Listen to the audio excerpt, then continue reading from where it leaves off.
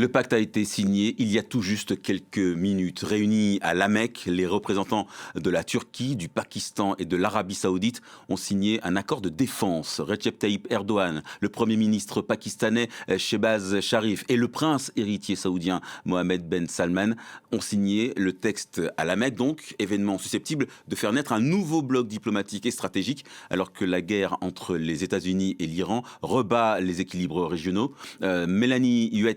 Mélina Huette, pardon, vous êtes chroniqueuse internationale et grande reporter à France 24. Vous allez nous aider à y voir plus clair. D'abord, qu'est-ce qu'il y a dans ce texte, Mélina ?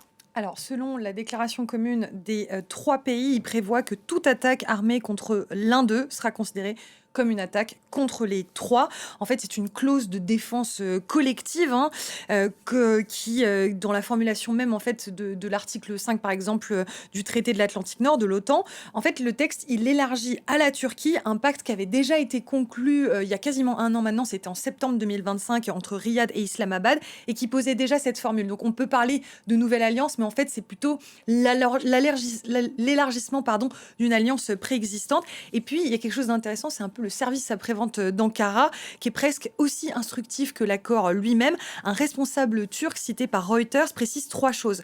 Le pacte est purement défensif, donc il ne vise aucun acteur en particulier, et il reste ouvert à d'autres pays de la région.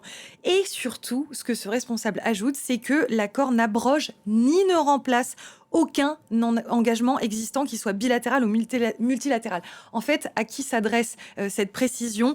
À Bruxelles et à Washington. Pourquoi ? Parce que la Turquie, il faut le rappeler, elle est membre de l'OTAN, et donc on pouvait s'interroger sur la compatibilité des deux engagements. Imaginez que demain, l'OTAN est en guerre contre le Pakistan. Que fait la Turquie dans ce cas-là ? Eh bien, il y a un précédent, puisque la Turquie a rejoint l'OTAN en 1952 et qu'en 1955 avait été signé le pacte de Bagdad, qui déjà liait la Turquie à d'autres pays, dont le Pakistan.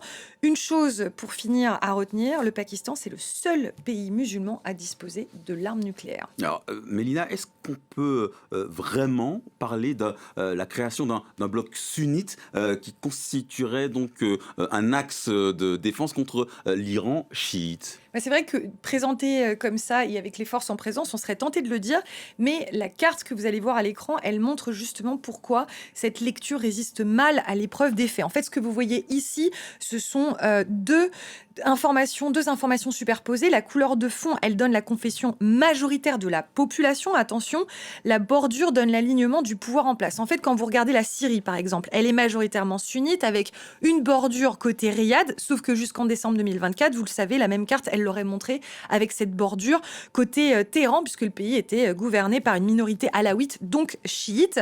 La population n'a pas changé, le pouvoir, si, c'est pareil. Pour le Bahreïn, en fait, on a zoomé un petit peu pour vous le montrer. Il présente la configuration inverse, avec une population qui est majoritairement chiite, mais une monarchie qui est alignée sur Riyad.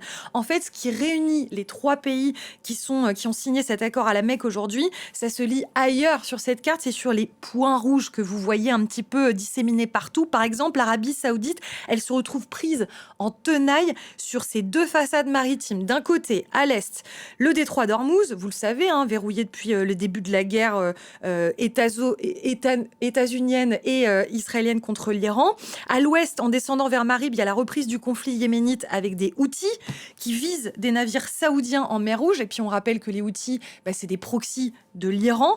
D'où cette initiative en fait qui a été lancée par Riyad il y a une semaine pour sécuriser justement la mer Rouge, Bab el-Mandeb et le golfe d'Aden. Il y a 14 pays qui s'y sont associés, parmi lesquels déjà la Turquie et le Pakistan, c'est-à-dire les deux invités du jour. Et puis un petit indice pour finir, en janvier, il y avait une source proche de l'armée saoudienne qui assurait à nos confrères de l'AFP qu'Ankara ne rejoindrait pas cette alliance. 7 mois plus tard, la Turquie est à la table. Merci Mélina Huette, chroniqueuse internationale, grande reporter sur France 24. Merci pour tous ces axes de réflexion.